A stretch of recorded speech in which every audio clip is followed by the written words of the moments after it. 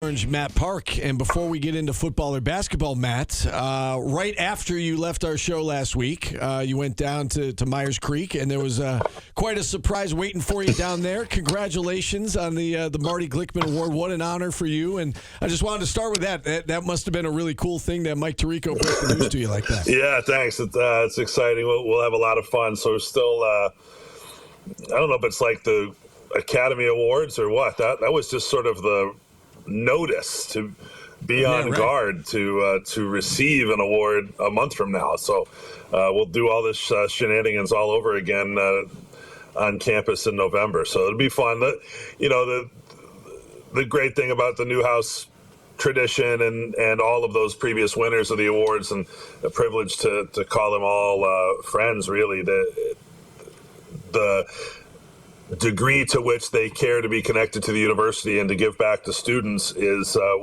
what makes them incredible. They're not just good at what they do, they're leaders in their community and connected to the students, and I just view myself as a little bit of a pipeline from them to the current batch of people that are on campus here. So I figured they needed a bat boy for the team picture, and that's my role. You know, Matt, one of the coolest things I've had to do at this job was my first year doing it. They had all the old announcers come back and call the games, and I got to sit down and have dinner with Marty Glickman, and it was probably one of the coolest things. And if anybody doesn't know his story, I got to hear part of it personally. You should really look into him. Yeah, incredible. And I'll spend more time refreshing myself on it, but just to the degree that he was an accomplished athlete in his own right and held out of the Olympics as a Jewish American at the Olympics in Germany. The one thing I read about him recently, he was still such a good athlete when he was covering sports in New York. It said at age 46, he was doing the Giants games on the radio then. He lined up with the Giants running backs and beat them in a race. That says a lot about the Giants too at that time in the early 80s. But I won't bore you guys with the whole story on this format, but Marty Glickman led to Marv Albert, who led to Bob Costas, who led to Mike Tirico, and the rest is history. And those people are all tremendous leaders in our industry, and to be any sort of link in that chain is really a tremendous honor. And so I'm privileged and hope I can live up to it. All right, Matt, one thing before we get into SU Sports, MLB Playoffs are going on, and you and I like to do this when we're out at a bar every once in a while and just chopping it up. Favorite player on the remaining teams in the MLB Playoffs, the Philadelphia Phillies of all time? Hayes. Well, too, I mean, when we do this, it has to also do with the names sometimes, right? So then that brings in like a Bake McBride, the names or what their baseball cards look like. But I would say I'm a big Bryce Harper fan. Okay. To answer that one. Steve, do you want to play along? I know this is fun, and you might get a little... Did you say Von Hayes? Is that what you said? I would say, I'll say Mike Schmidt. Okay. That's okay. Dodgers. I wonder if I can predict what Steve's answers are going to be. I'm going to write it down. Let me just see here.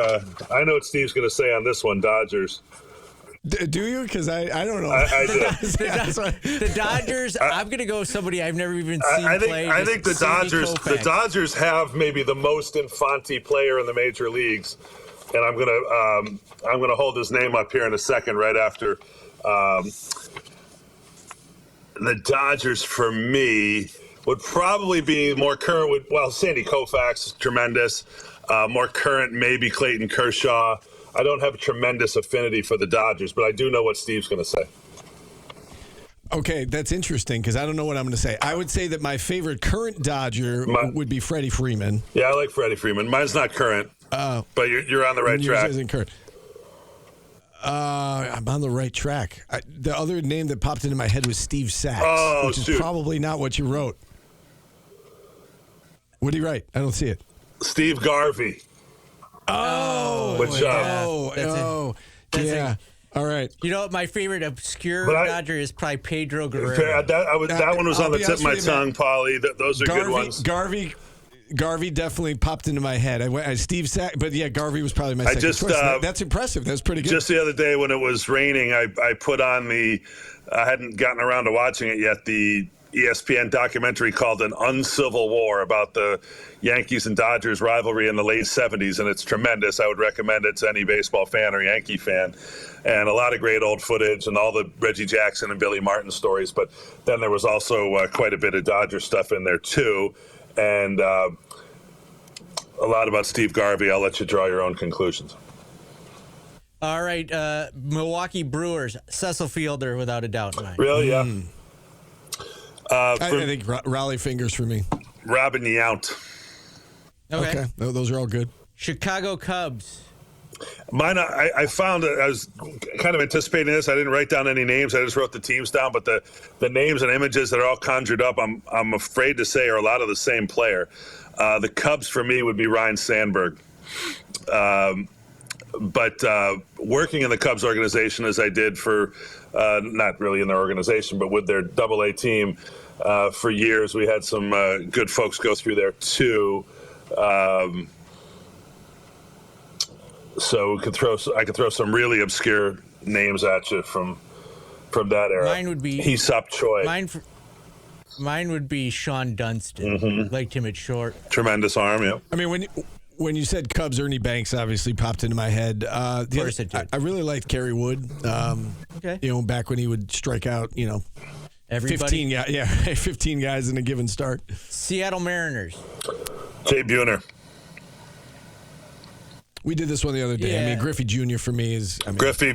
Yeah, Griffey's easy. I just figured Griffey's a layup. Kind of skip him. Yeah. Come up with somebody a little more obscure. Mike Cameron. Oh, good one. Okay. Detroit Tigers. There's so many great Tigers, but I said it last week. Lance Parrish is my favorite Really, Tiger of all. Yeah.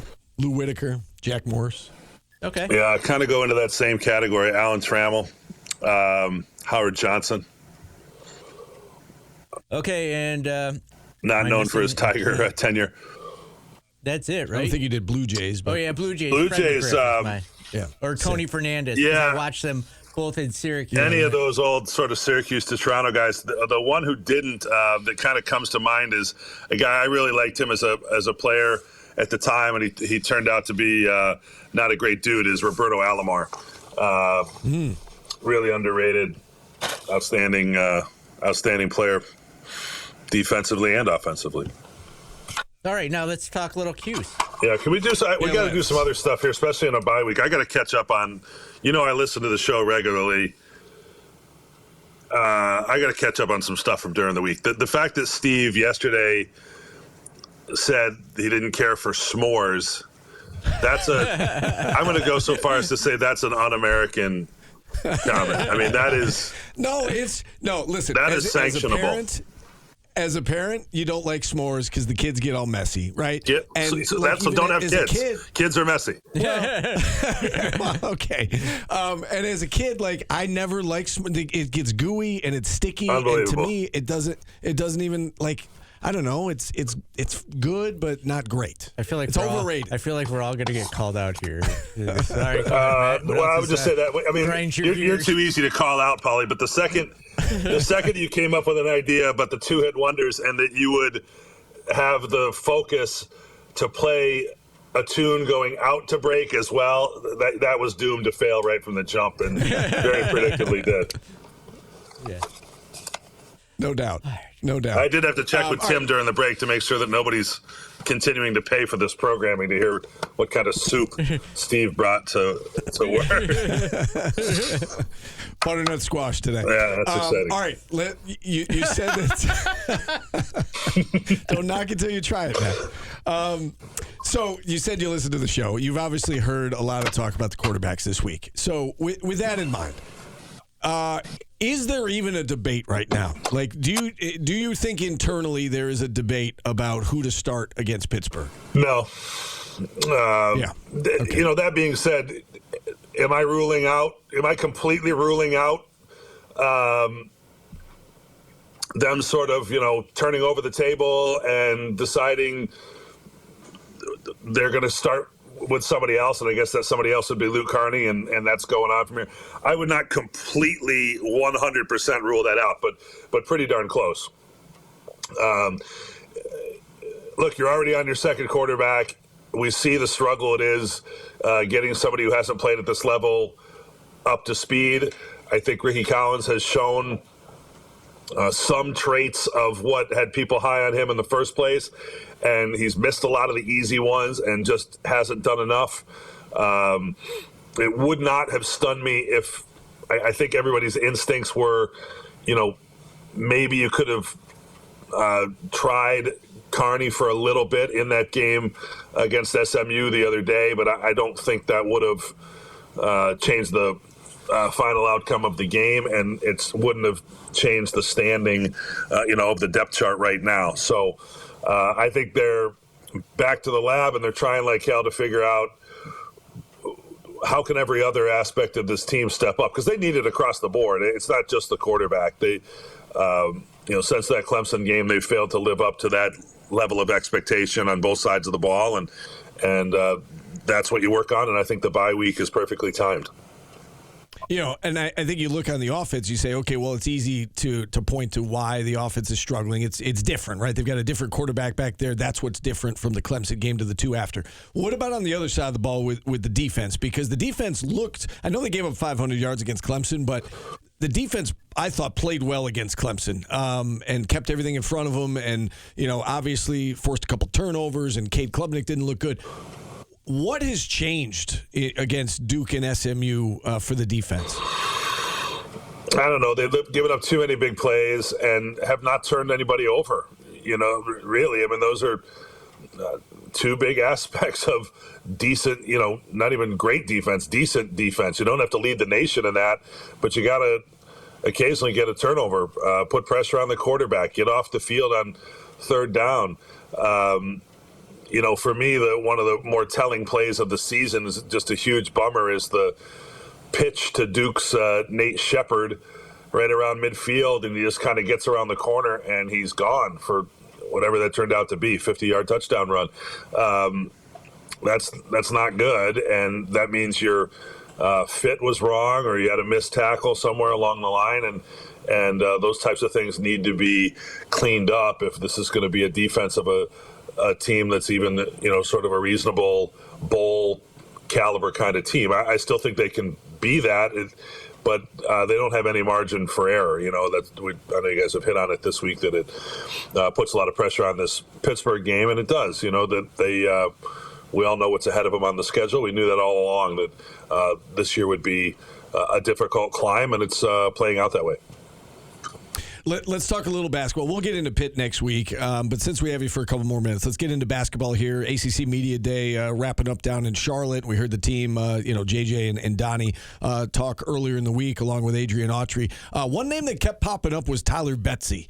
And a guy that, we discussed on the show kind of flew under the radar, right? Doesn't seem like he's going to be a starter. He's not one of these highly touted freshmen, but he's a kid with, it seems like a lot of talent. He's got size, he's got athleticism, and, Donnie and JJ in particular said he's looking really good in practice. I guess, what are you hearing about Tyler Betsy? And is there another guy or two on this team that's flying under the radar that you're interested to see, late in October here as they tip off the preseason? Yeah, well, it's still obviously so early, and let's see what happens when they kind of get into some real games that count and that type of deal. But I did go up to practice yesterday, and he looks pretty good. I think the one thing we all have a question about going into it is who are going to be the shooters, not just the scorers. We know like Akai and Anthony can really score. We know some of the strengths and weaknesses of the other players, but who's going to be that outside threat in addition to Nate Kings? I think he's kind of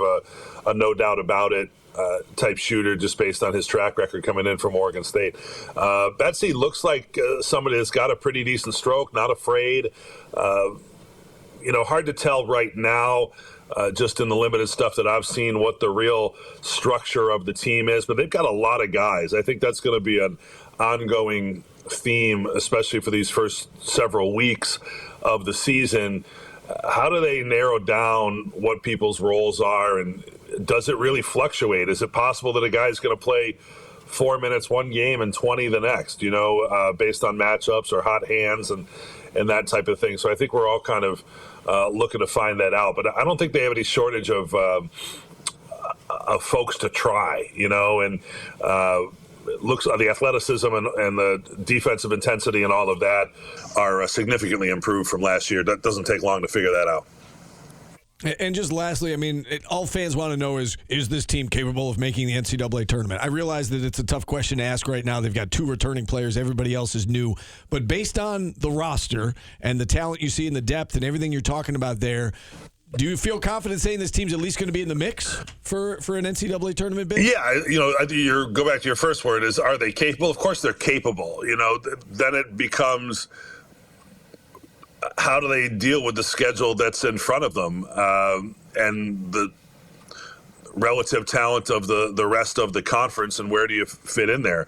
What I've been saying to that kind of question all along here is, we know that Syracuse has taken a step up in terms of this roster. It's quite a bit better than it was last year. But is it enough better that they're going to be in that top 4, 5, or 6 in the ACC? That's the part we don't really know.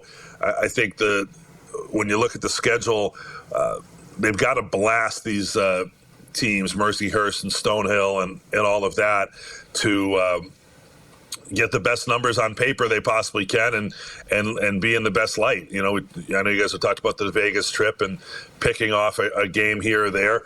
Those are the best case scenarios right now for this team. But I'm confident that just kind of, again, looking at what they are on paper and starting to see them a little bit in the flesh, that they'll go into the year with a great deal of enthusiasm and awareness of what's at stake and that type of thing, and let's see how it plays out. I think the answer to your question about, at the end of the day, will they actually make the tournament, is going to bear itself out based on the results, and we'll see if they do what they need to do to be there comparatively to the rest of the conference.